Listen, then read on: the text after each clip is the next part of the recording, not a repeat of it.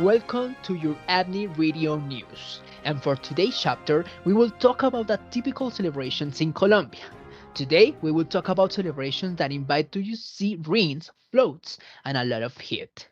We went to San Pedro in Huila to bring a deep dive of this special celebration.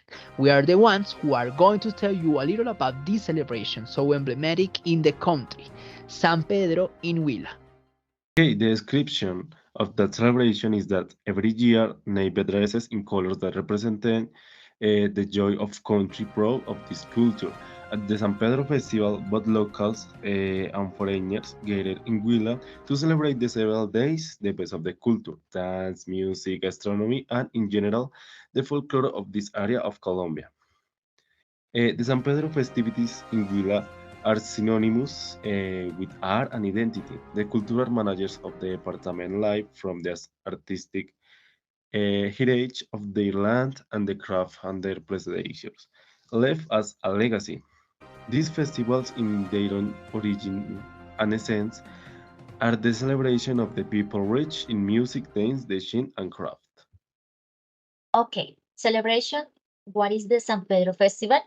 The Folk Festival National Rake of Bambuco and International Folklore Exhibition, better known as the San Pedro Festival, managed to attract thousands of people willing to live off the government.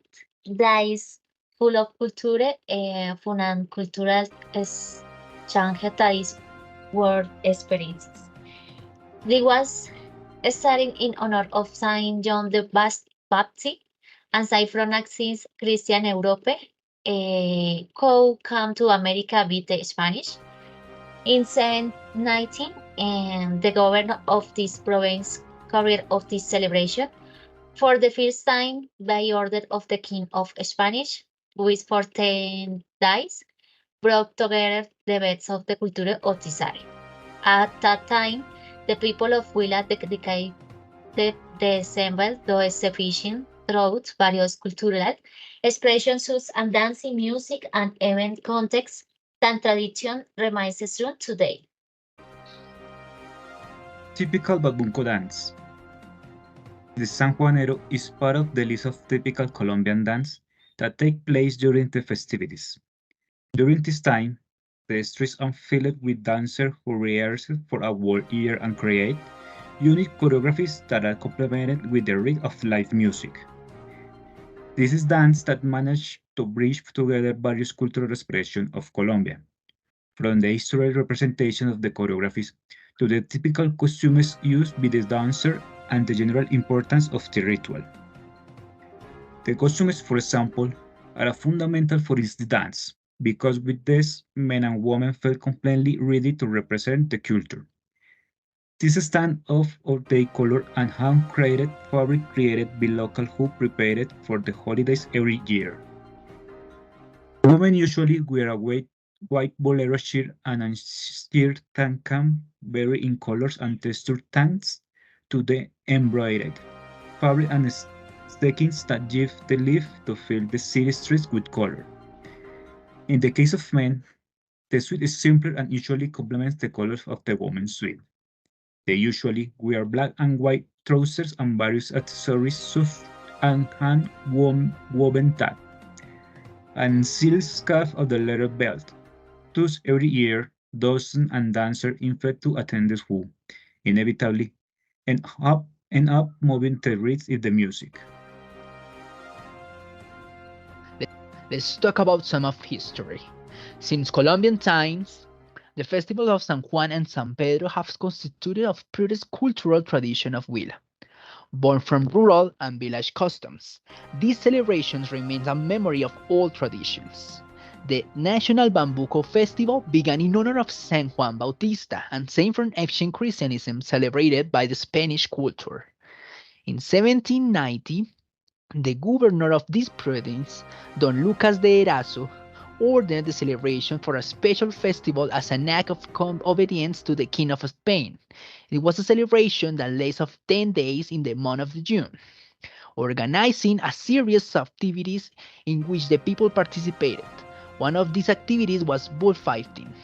There was also the participation of Mojigangas, who today correspond to the troops that have to have the participation of the people.